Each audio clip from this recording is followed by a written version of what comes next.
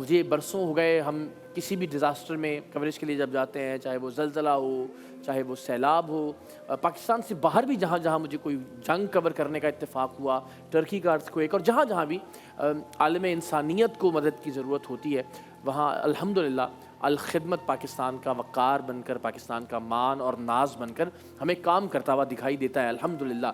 تو تقریباً 9.45 یعنی 9.5 ارب روپے مالیت کا 6,000 ٹن سے زائد سامان الخدمت اب تک غازہ پہنچا چکی ہے۔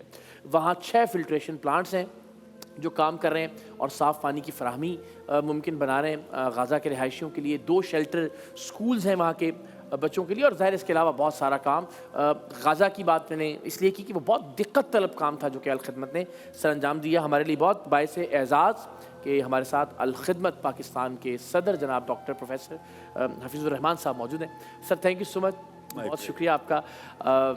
یوں تو ظاہر ہے آپ ماہر امراض چشم اور بطور استاد اپنا کام سر انجام دے رہے ہیں، لیکن یہ جو خدمت پاکستان اور پاکستان سے باہر ماشاءاللہ الخدمت کے پلیٹ فارم سے ہو رہی ہے، مجھے سب سے پہلے تو یہ بتائیے گا کہ ہم اگر غزہ سے آغاز کریں، ہم سب کے دلوں کے بہت قریب ہے یہ معاملہ، ہم سب بہت فکر مند ہیں وہاں کے مسلمانوں کے حوالے سے، تو یہ کیسے ممکن بنایا جا رہا ہے کہ وہاں تک امداد پہنچے؟ بہت ساری پابندیاں بھی ہیں، بہت ساری ریسٹرکشنز بھی ہیں، تو میں چاہتا ہوں کہ ذرا اس سے سیگمنٹ کا آغاز کیا جائے۔ جزاک اللہ خیر، بہت شکریہ اقرار بھائی، وسیم بھائی، آپ سب کا۔ آپ ہمیشہ ہمیں موقع دیتے ہیں الخدمت فاؤنڈیشن کو، تاکہ آپ کے ذریعے ہم لوگوں تک پہنچتے ہیں، ہماری جو کام ہے وہ سارا پاکستان کے عوام تک پہنچتا ہے۔ بہت شکریہ۔ آپ نے جو غزہ کا ذکر کیا ہے، سچی بات تو یہ ہے کہ یہ بہت مشکل ایریا تھا، زندگی میں نے ایسا مشکل ایریا نہیں دیکھا۔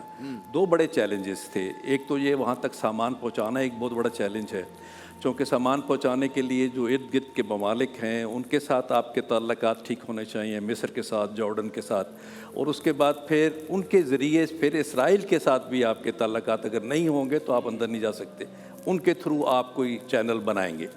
دوسری چیز یہ ہے کہ پاکستان میں جو ہمارے عوام نے ہم پہ ٹرسٹ کیا اور بہت پیسے ہمیں دیے، تو وہ ٹرانسفر نہیں ہو سکتے باہر، ایک بہت بڑا چیلنج تھا۔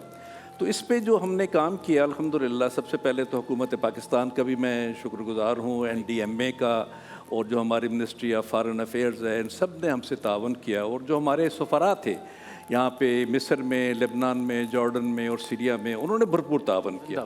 پھر وہاں پہ جو ریڈ کریسنٹ تھی ایجپٹ کی وہ، اور ہاشمائت فاؤنڈیشن جارڈن کی، اور رائل جارڈینین آرمی جارڈن کی، ان سب نے ہم سے تعاون کیا، جس کے نتیجے میں ہم 6,000 ٹن سے زیادہ سامان جو ہے یہاں سے، آپ کو پتہ ہے کہ 34 چارٹرڈ ایئر فلائٹس یہاں سے ہم نے بھجوائی ہیں، ہر ایک میں تقریباً 100 ٹن سامان آتا ہے۔